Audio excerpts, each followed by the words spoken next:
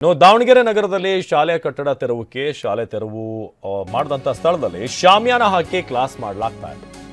ದಾವಣಗೆರೆ ನಗರದಲ್ಲಿ ಶಾಲೆಯ ಕಟ್ಟಡ ತೆರವು ಕೇಸ್ಗೆ ಸಂಬಂಧಪಟ್ಟ ಹಾಗೆ ಎಲ್ಲೇ ತೆರವು ಮಾಡಿದಾರೋ ಅಲ್ಲೇ ಶಾಮಿಯಾನ ಹಾಕಿ ಮಕ್ಕಳಿಗೆ ಪಾಠ ಮಾಡ್ತಿದ್ದಾರೆ. ಮಕ್ಕಳಿಗೆ ಶಿಕ್ಷಕರಿಂದ ಪಾಠ.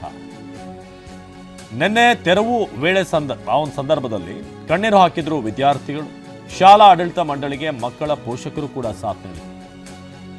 ಸೋಜಿ ಕಾಲೋನಿಯ ಜಿವಿಎಸ್ ಖಾಸಗಿ ಶಾಲೆ ಕಳೆದ 15 ವರ್ಷಗಳಿಂದ ಕಾರ್ಯಾಚರಿಸುತ್ತಿದ್ದಂಥ ಶಾಲೆ ಇದು. ಪಾಲಿಕೆ ಜಮೀನಿನಲ್ಲಿ ಶಾಲೆ ನಿರ್ಮಾಣ ಅನ್ನೋ ಆರೋಪ ಇತ್ತು. ಕಾಲಾವಕಾಶ ಕೊಡದೆ ಏಕಾಏಕಿ ತೆರವು ಮಾಡಿದರು. ವಿದ್ಯಾರ್ಥಿಗಳಲ್ಲಿ ಕಣ್ಣೀರು ಹಾಕಿದರು. ನೀವೀಗ ನೋಡ್ತಾ ಇದ್ರೆ ಅಲ್ಲೇ ಒಂದು ಶಾಮಿಯಾನ ಹಾಕಿ ಮಕ್ಕಳಿಗೆ ಪಾಠ ಮಾಡಲಾಗ್ತಾ ಇದೆ. ಸೊ ನಿನ್ನೆ ತೆರವು ವೇಳೆ ಕಣ್ಣೀರು ಹಾಕಿದಂಥ ವಿದ್ಯಾರ್ಥಿಗಳು. ಸೊ ಈ ಸಂದರ್ಭದಲ್ಲಿ ಪೋಷಕರು ಕೂಡ ಶಾಲಾ ಆಡಳಿತ ಮಂಡಳಿಗೆ ಮಕ್ಕಳ ಪೋಷಕರು ಕೂಡ ಸಾಥ್ ಕೊಟ್ಟಿದ್ದಾರೆ. ಇದು ದಾವಣಗೆರೆ ನಗರದಲ್ಲಿ ಶಾಲೆ ಕಟ್ಟಡ ತೆರವು ಕೇಸ್. ಶಾಲೆ ತೆರವು ಮಾಡಿದಂಥ ಸ್ಥಳದಲ್ಲೇ ಶಾಮಿಯಾನ ಹಾಕಿ ಕ್ಲಾಸ್ ಮಾಡಲಾಗ್ತಿದೆ. ಈಗ ಸೊ ಶಾಮಿಯಾನ ಹಾಕಿ ಶಾಲಾ ಮಕ್ಕಳಿಗೆ ಶಿಕ್ಷಕರಿಂದ ಪಾಠ ಆಗ್ತಾ ಇದೆ.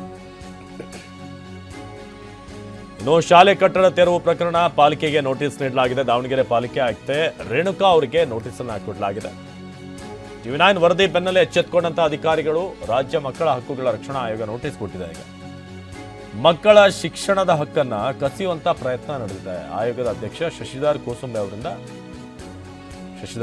ಅವರು ಈಗ ನೋಟಿಸ್ ಅನ್ನು ಕೊಟ್ಟಿದ್ದಾರೆ. ಶಾಲಾ ಮಕ್ಕಳ ಜೊತೆ ನಡೆದುಕೊಂಡಂಥ ರೀತಿ ಸರಿಯಿಲ್ಲ, ನೀವು 3 ದಿನಗಳ ಒಳಗೆ ಉತ್ತರ ಕೊಡಬೇಕು ಅಂತ ಈಗ ಸೂಚನೆ ಕೊಡಲಾಗಿದೆ. ಸೊ ದಾವಣಗೆರೆ ಪಾಲಿಕೆ ಆಯುಕ್ತೆ ರೇಣುಕಾ ಅವರಿಗೆ ನೋಟಿಸ್ ಅನ್ನು ಕೊಡಲಾಗಿದೆ. ಸೊ ಟಿವಿ9 ವರದಿ ಬೆನ್ನಲ್ಲೇ ಈಗ ಅಧಿಕಾರಿಗಳು ಕೂಡ ಎಚ್ಚೆತ್ತುಕೊಂಡಿದ್ದಾರೆ. ಸೊ ರಾಜ್ಯ ಮಕ್ಕಳ ಹಕ್ಕುಗಳ ರಕ್ಷಣಾ ಆಯೋಗ ನೋಟಿಸ್ ಅನ್ನು ಕೊಟ್ಟಿರೋದು. ಸೊ ನಿನ್ನೆ ಕಣ್ಣೀರು ಹಾಕಿದಂಥ ವಿದ್ಯಾರ್ಥಿಗಳು ಇನ್ನೊಂದು ಕಡೆ ಶಾಮಿಯಾನ ಹಾಕಿ ಇವತ್ತು ಕ್ಲಾಸ್ ಮುಂದುವರಿತಾ ಇದೆ.